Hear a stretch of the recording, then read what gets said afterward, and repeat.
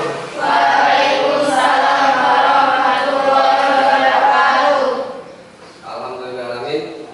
Asyhadu an la ilaha illallah wa asyhadu anna Muhammadar rasulullah.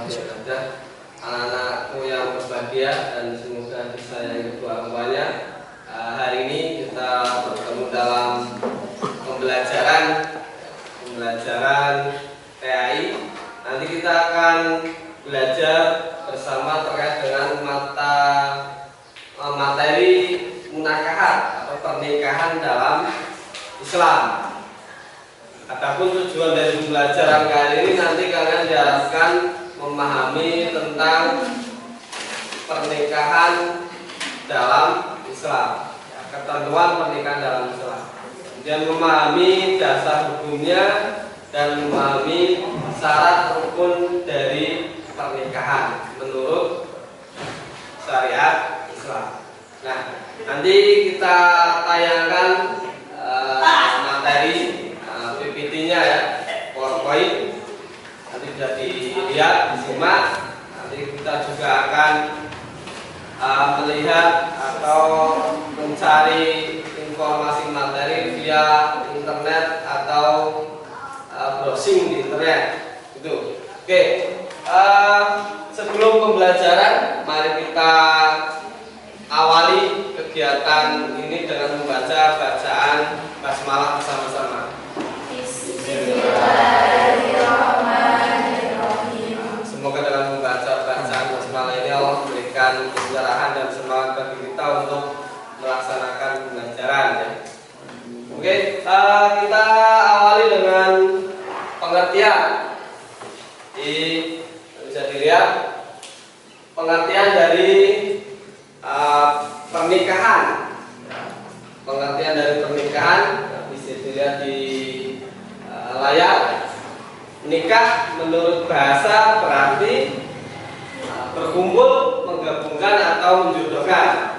Ini secara bahasa ya. Jadi kalau bahasa menjodohkan, berkumpul, maka di situ ada lebih dari satu orang ya. Kalau dalam pernikahan otomatis harus dua orang berkumpul. Kemudian secara istilah adalah ikatan lahir batin antara seorang laki-laki. Yang pertama laki-laki dengan seorang perempuan, yang kedua perempuan, sehingga tidak boleh laki-laki dengan laki-laki atau perempuan dengan harus seorang laki-laki dengan seorang perempuan.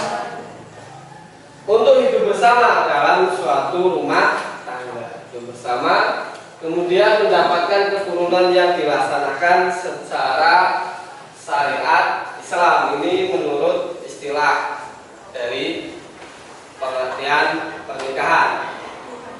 Nah, selanjutnya menurut Kamus Besar Bahasa Indonesia, dalam bergaul harus ada batasan, maka setelah akad itu halal, boleh tanpa ada batasan. Antara seorang laki-laki dengan perempuan yang bukan mahramnya ya, bukan mahramnya itu berarti bukan wanita yang tidak boleh dinikahi. Mahram itu wanita yang tidak boleh dinikahi. Kalau bukan mahram berarti wanita yang boleh dinikahi. Itu ada ketentuannya. Siapa saja yang boleh dinikahi oleh seorang laki-laki. Kemudian selanjutnya, menurut undang-undang, jadi Indonesia sebagai negara yang ada undang-undangnya mengatur segala kehidupan warganya itu dengan undang-undang, termasuk dalam pernikahan. Pernikahan pun ada undang-undang. Sini Undang-Undang Pernikahan RI nomor 1 tahun 74. Bunyinya adalah secara pengertian pernikahan adalah ikatan lahir batin antara seorang pria dan wanita sebagai suami istri. Jadi ada ikatan lahir batin, tidak lahir saja, tidak batin saja, tapi keduanya. Secara fisik ada ikatan, secara batin juga ada ikatan. Kemudian tujuan untuk membentuk keluarga yang berbahagia. Ini ya sebagaimana yang kita pahami ya, kalau melihat peta tetangga atau saudara menikah, maka di situ ya diharapkan keluarga adalah keluarga yang bahagia. Atau bahasa kita ya sakinah mawaddah warahmah. Sakinah mawaddah warahmah. Ini tujuan dari pernikahan. Nah, kemudian selanjutnya kita menuju kepada dasar hukum. Dasar hukum dari pernikahan. Ayat yang menjelaskan bahwa setiap manusia itu harus menikah. Jadi jangan sampai ada seorang manusia tidak menikah. Jangan sampai. Karena menikah itu ya termasuk dari perintah. Ketika perintah dilakukan maka ada pahala atau balasan.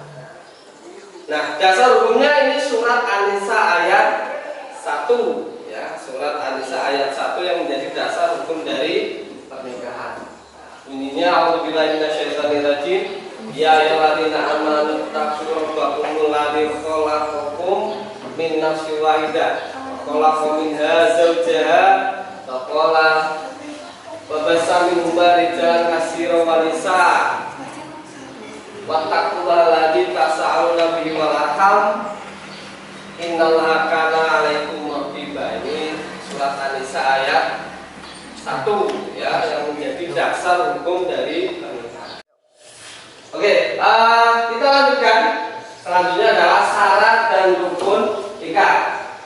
Dalam syariat Islam ada 5 syarat rukun pernikahan. Yang pertama adalah calon suami, ya, tentunya seorang laki-laki.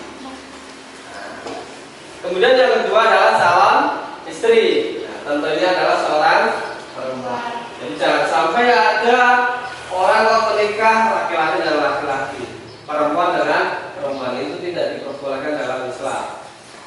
Kalau di negara non-Islam mungkin ada ya, negara non-Islam laki-laki menikah dengan laki-laki, perempuan menikah dengan perempuan, atau bahkan laki-laki dengan boneka ada.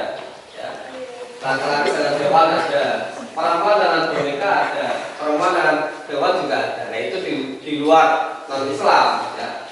Kalau dalam Islam tidak diperbolehkan. Calon suami adalah laki-laki, calon istri adalah perempuan. Nah, kemudian yang ketiga adalah wali.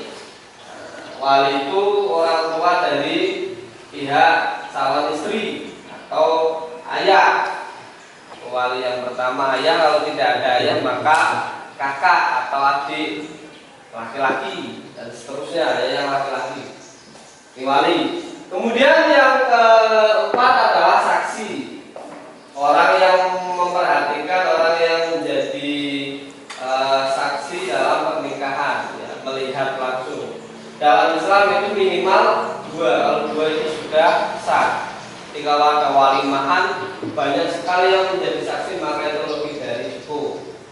Yang terakhir adalah ijab kabul, yaitu penyerahan antara pihak mempelai putri atau keluarga mempelai putri melalui wali kepada mempelai putra calon suami. Ini adalah syarat dan rukun. Oke, itu saja untuk hari ini materinya. Bisa dipahami ya? Bisa dipahami ya? Oke. Kemudian untuk pembelajaran yang akan datang nanti kita akan mempraktekkan, ya, kita akan mempraktekkan yang namanya akad nikah atau ijab kabul dalam pernikahan.